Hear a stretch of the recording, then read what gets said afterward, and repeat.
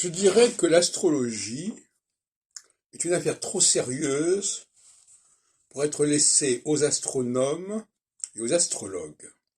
Or, c'est exactement ce qui se passe actuellement.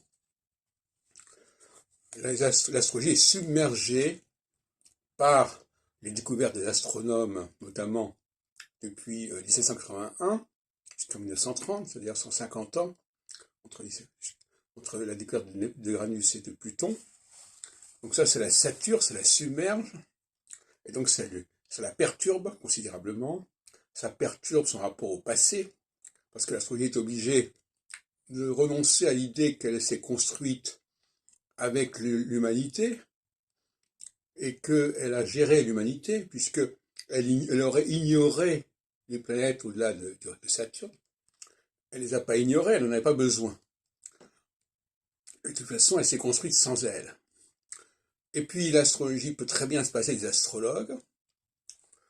L'autre jour, Roger Hickey m'a envoyé un mail en disant « Oui, il faut être capable de gérer la multiplicité des facteurs du thème natal. » Donc finalement, il pense surtout aux astrologues, aux praticiens. Alors que moi, je pense au public. Moi, je veux une astrologie qui soit accessible aux gens, aux civils, si on peut dire. C'est-à-dire qui puisse être lisible et intelligible par tout le monde, sans passer par le génie de tel et tel astrologue qui sera jonglé avec toutes les planètes et tous les signes et toutes les maisons, etc.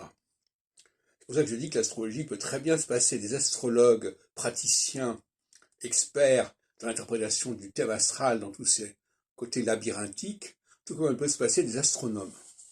Donc la nouvelle ère que j'annonce est une ère sans les praticiens d'astrologie et sans les astronomes.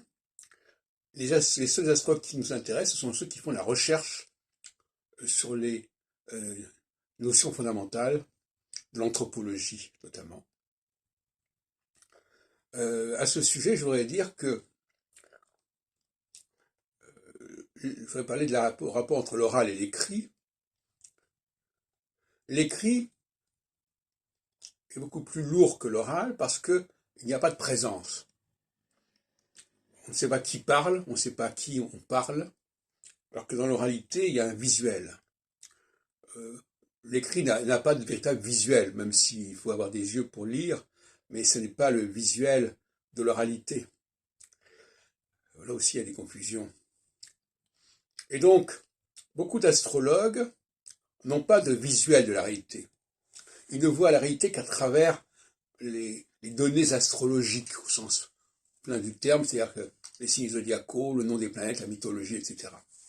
Mais ils sont assez nuls dans l'observation du monde, et notamment dans ce qui distingue le masculin du féminin, notamment ce qui distingue les différentes phases les unes des autres.